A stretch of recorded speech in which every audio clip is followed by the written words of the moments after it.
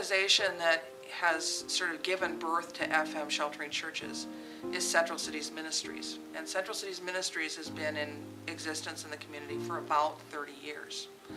And it began as a response primarily from downtown congregations and social service agencies to coordinate their efforts to respond to unmet needs. There have been people at the table over these 3 decades who have come from Lutheran, Catholic, Episcopal, Methodist, Evangelical, Free.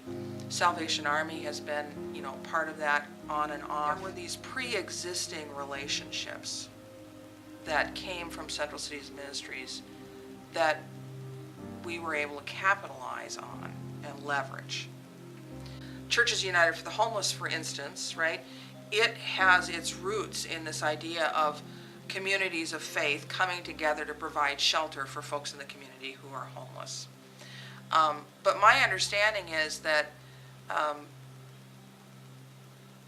that the idea of churches actually providing space in their buildings for emergency overnight shelter isn't something that's gotten much traction until the last few years. 5 of us, I think, had committed to the idea that churches would find a way to begin offering shelter in their buildings January 1st.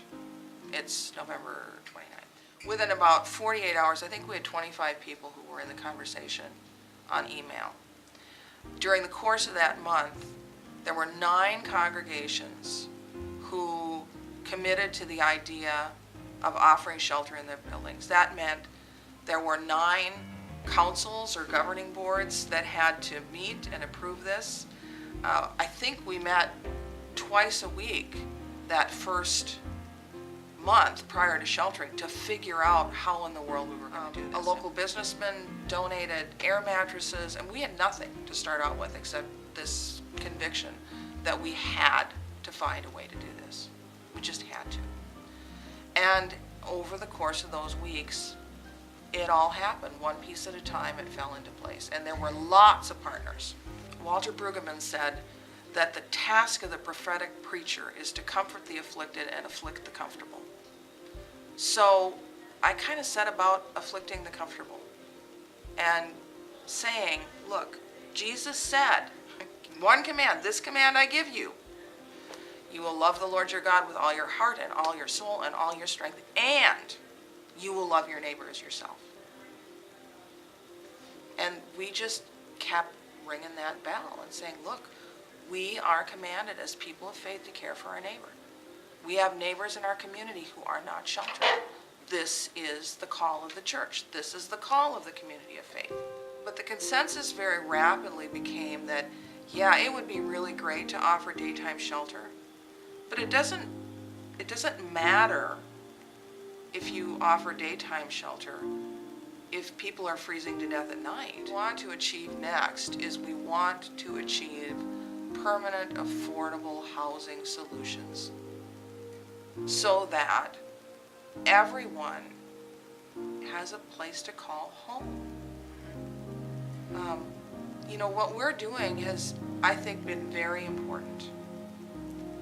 And it's provided a much-needed safety valve for the established shelters. But the point of this is not to provide emergency overnight shelter. The point of this is to raise awareness in the community so that enough affordable housing solutions are found so that everyone is housed. Jesus was poor. He was homeless, right? The Son of Man has no place to lay his head, right? Foxes have holes, right? But the Son of Man has no place to lay his head, right? So when did we get to the point where poverty is a moral failing? That's why I say I think poverty is the last great sin in America, because culturally we excuse all kinds of things. But if somebody is struggling with poverty or homelessness, the moral judgments come pretty quickly. I think at the heart of Dr. King's message is that of human dignity and the intrinsic value of each human life. That all people are created in God's image, and all people are precious and have value simply by virtue of being human.